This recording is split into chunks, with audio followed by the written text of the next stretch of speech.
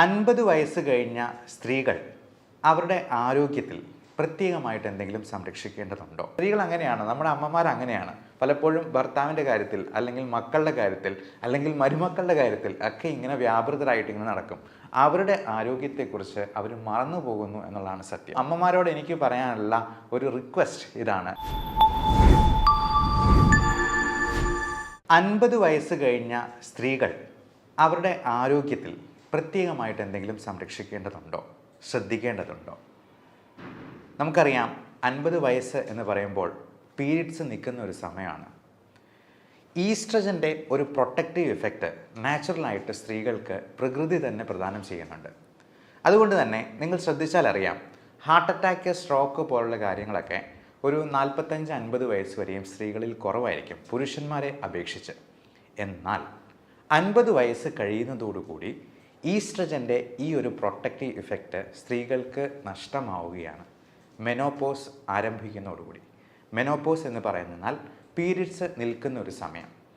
ചിലപ്പോൾ അത് ഇറഗുലറായിട്ട് വന്ന് ഒരു മാസം കണ്ടില്ല എന്ന് വരും, 2 മാസമാകും, 3 മാസമാകും, അങ്ങനെ പതിയെ അതങ്ങ് നിന്നു പോവുകയാണ്.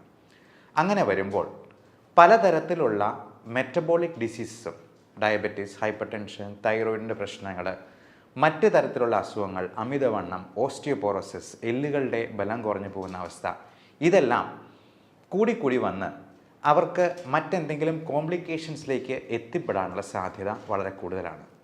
അതുകൊണ്ട് തന്നെ 50 വയസ്സ് പിന്നിടുന്നതോടുകൂടി നമ്മുടെ ഈ പറഞ്ഞ പാരാമീറ്റേഴ്സ് എല്ലാം വളരെ നോർമൽ ലെവലിലാണ് എന്നുള്ളത് സ്ത്രീകൾ കൃത്യമായിട്ടുള്ള ഇടവേളകളിൽ ചെക്ക് ചെയ്ത് ഉറപ്പുവരുത്തേണ്ടതുണ്ട്.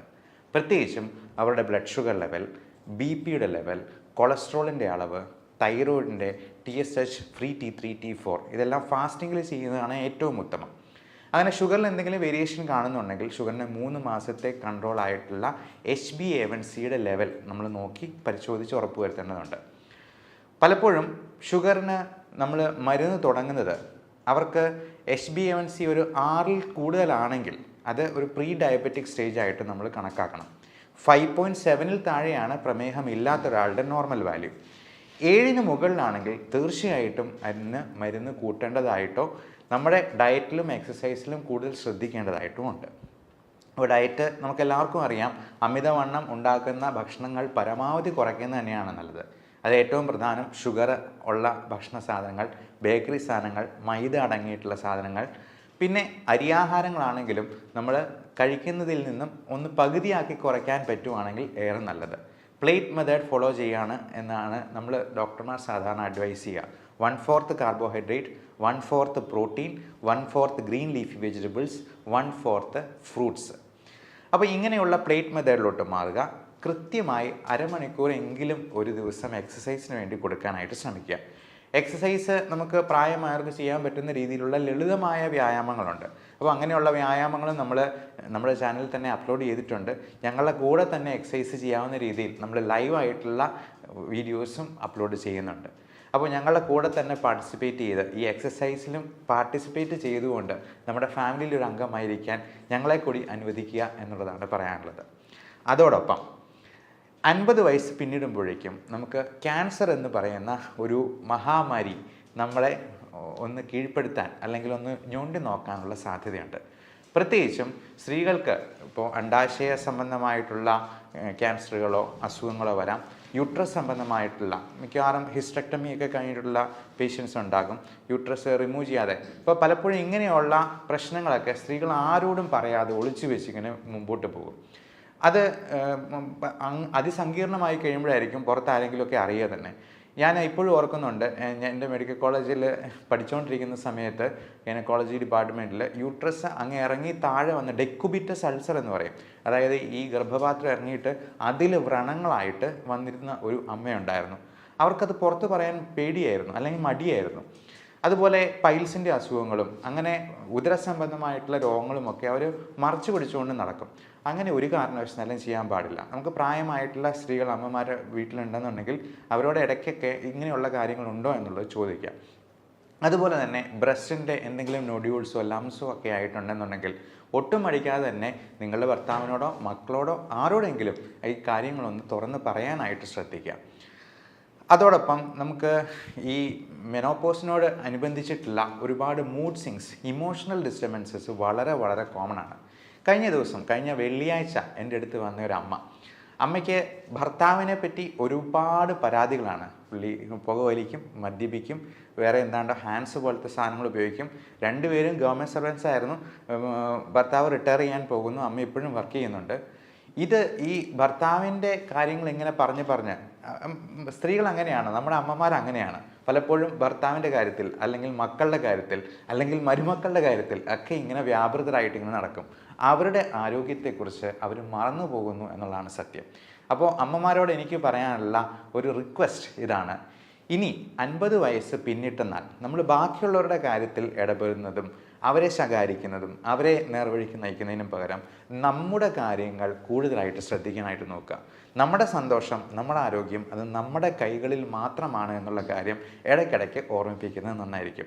ഇപ്പോൾ എൻ്റെ അമ്മയാണെന്നുണ്ടെങ്കിലും ഡയബറ്റിക് രോഗിയാണ്. പല കാര്യങ്ങളിലും നമ്മളെ ഇങ്ങനെ അകാരണമായിട്ട് അവരുടെ സ്നേഹം കൂടുതൽ കൊണ്ട് നമ്മളെ ഇങ്ങനെ ഇൻവോൾവ് ആക്കുമ്പോഴത്തേക്കും ഞാൻ തന്നെ ഇടയ്ക്ക് പറയും, ഗ്ലൂക്കോമീറ്റർ വെച്ചിട്ട് ഒന്ന് ഷുഗർ നോക്കി കാണിച്ചുകൊണ്ട് വന്നേ, BP ഇപ്പം തന്നെ ഒന്ന് നോക്കട്ടെ എന്ന് പറയുമ്പോഴത്തേക്കും അന്നേരമാണ് അവരുടെ ആരോഗ്യത്തെപ്പറ്റി അവർ തന്നെ വിചാരിക്കുന്നത് അല്ലെങ്കിൽ ചിന്തിക്കുന്നത് എന്നുള്ളതാണ് സത്യം.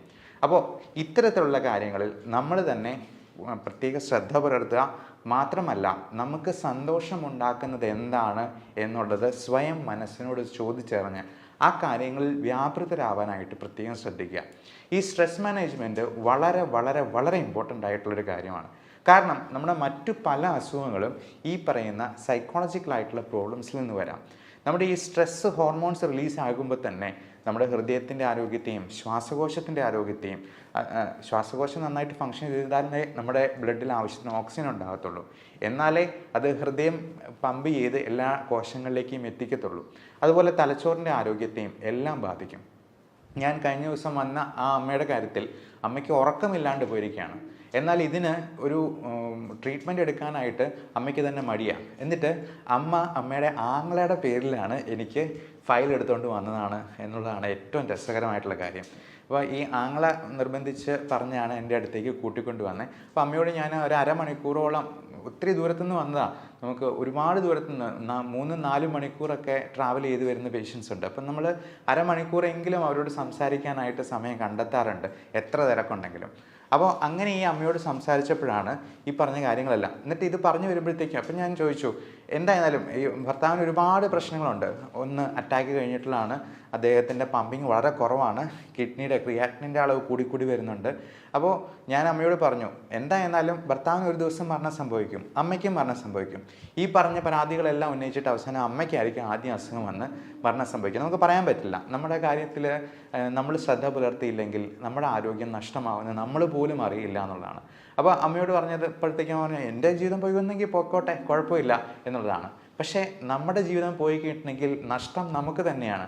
മാത്രമല്ല, നമ്മൾ വീണ് പോയി കിടന്നു കഴിഞ്ഞിട്ടുണ്ടെങ്കിൽ നമ്മുടെ മക്കൾക്കാണ് കൂടുതൽ ബുദ്ധിമുട്ടുണ്ടാവുക എന്നുള്ള കാര്യം ഇടയ്ക്കിടയ്ക്ക് സ്വയം ഓർമ്മിപ്പിക്കാനായിട്ട് പ്രായമായിട്ടുള്ള അമ്മമാർ പ്രത്യേകം ശ്രദ്ധിക്കുക എന്നുള്ളതാണ് പറയാനുള്ളത്. പിന്നെ ഇത്തരത്തിലുള്ള അസുഖങ്ങൾ വരുമ്പോൾ നമ്മൾ ഒരു കാരണവശാലും യാതൊരു സ്റ്റിഗ്മയും വെച്ച് പുലർത്താതെ അതിന് വേണ്ട ട്രീറ്റ്മെൻറ്റ് എടുക്കാനായിട്ട് ഡോക്ടറിനെ സമീപിക്കുക, അല്ലെങ്കിൽ അതിന് വേണ്ട എക്സ്പെർട്ടിനെ സമീപിക്കുക. ഈ അമ്മയോട് സംസാരിക്കുമ്പോൾ തന്നെ അമ്മയുടെ കണ്ണ് നിറഞ്ഞൊഴുകുക, കരയുക. ഒരു കാര്യം പറഞ്ഞു വരുമ്പോഴത്തേക്കും തന്നെ അങ്ങ് കരഞ്ഞു പോവുകയാണ്. അപ്പം അത് ഭയങ്കര ഒരു ഡിപ്രഷൻ, ആങ്സൈറ്റി ഡിസോർഡറിലോട്ട് അത് മാറിയ ഒരവസ്ഥയായിരുന്നു നമ്മൾ കണ്ടത്. അതിനൊക്കെ നമ്മൾ ചെറിയൊരു മരുന്ന് കൊടുക്കുമ്പോഴത്തേക്കും തന്നെ അതിനകത്ത് ഒത്തിരി വ്യത്യാസം വരും. കാരണം ഈ ഉറക്കമില്ലാണ്ട് പോകുന്ന അവസ്ഥ തന്നെ എത്ര ഭീകരമായിരിക്കും. ചിലർക്ക് ഉറക്കം കൂടുതലായിരിക്കും, നേരെ തിരിച്ചായിരിക്കും. അപ്പോൾ നമ്മുടെ ഹാപ്പി ഹോർമോൺസ് ആയിട്ടുള്ള എൻഡോർഫിൻസ്, സൈറ്റോകിൻസ്, ഓക്സിറ്റോസിൻ, സെറോട്ടോണിൻ, ഡോപ്പമൈൻ തുടങ്ങി ഈ 5 ഹോർമോണിൻ്റെ ലെവലിൽ ഒരുപാട് വ്യത്യാസങ്ങൾ വരുന്നുണ്ട്. ബയോകെമിക്കൽ വേരിയേഷൻസ് നമ്മളതിനെ മെഡിക്കൽ സയൻസിൽ പറയാറുണ്ട്.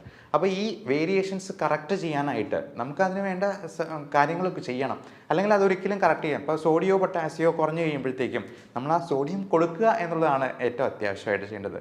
അല്ല പൊട്ടാസ്യം കൂടിപ്പോയെന്നാൽ ആ പൊട്ടാസ്യത്തെ കുറയ്ക്കാനുള്ള കാര്യങ്ങളാണ് നമ്മൾ കൊടുക്കുക. അപ്പം പൊട്ടാസ്യം കുറയ്ക്കാനായിട്ട് ഒരുപാട് മാർഗ്ഗങ്ങളുണ്ട്. അസ്താലിൻ നെബുലൈസേഷൻ പോലും നമ്മൾ കൊടുക്കാറുണ്ട്.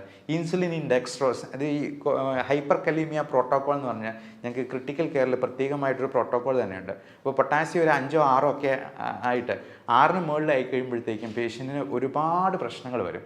അപ്പോൾ ഇങ്ങനെയുള്ള വേരിയേഷൻസ് കറക്റ്റ് ചെയ്താൽ മാത്രമേ ഈ അസുഖങ്ങൾ പരിഹരിക്കപ്പെടത്തുള്ളൂ. അതിന് ഒരു മതപുരോഹിതൻ്റെ അടുത്ത് പോയി ഉപദേശിപ്പിച്ചെന്നാലൊന്നും നേരെ ആകില്ല എന്നുള്ള കാര്യം പ്രത്യേകം. ഉപദേശം നടന്നോട്ടെ, കുഴപ്പമില്ല. നമ്മുടെ പ്രാർത്ഥന എന്ന് പറയുന്നത് നമുക്ക് കൺസ്ട്രക്റ്റീവായിട്ട് ഉപയോഗപ്പെടണം.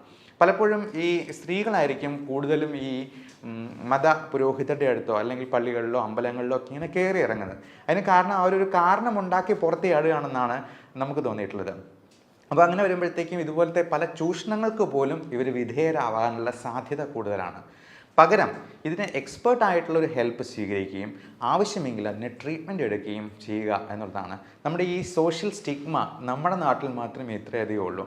അതിനെ ഈ നമ്മൾ ചരട് ജപിച്ച് കെട്ടിയത് കൊണ്ടോ ഒന്നും ഒരു കാര്യവുമില്ല എന്നുള്ളതാണ്. നമുക്ക് ഇപ്പോൾ പ്രാർത്ഥനയാണെങ്കിലും നമ്മൾ എക്സസൈസ് ചെയ്യുന്നത് ദൈവത്തെ പ്രതി ചെയ്യുന്നാൽ, നമ്മൾ നല്ല ഒരു നോമ്പ് നോൽക്കുന്നത് അല്ലെങ്കിൽ നമ്മളൊരു ഫാസ്റ്റിംഗ് എടുക്കുന്നത് ദൈവത്തെ പ്രതി ചെയ്യുന്നാൽ അത് നമ്മുടെ ആരോഗ്യത്തിന് ഗുണകരമാണ്. ആ രീതിയിൽ നമ്മുടെ മതത്തെയും വിശ്വാസത്തെയും മോഡിഫൈ ചെയ്യാനായിട്ടും പ്രത്യേകം ശ്രദ്ധിക്കുക. എല്ലാവരും ഈ കാര്യത്തിൽ പ്രത്യേകമായിട്ട് നമ്മുടെ അമ്മമാരെ ഓർമ്മിപ്പിക്കുകയും ഈ തരത്തിലുള്ള വീഡിയോ അല്ലെങ്കിൽ ഇൻഫോർമേഷൻ അവർക്ക് പാസ് ഓൺ ചെയ്യുകയും ചെയ്യാനെങ്കിലും ശ്രദ്ധിക്കുക. എല്ലാവർക്കും നല്ല ആരോഗ്യം ആശംസിക്കുന്നു. Thank you.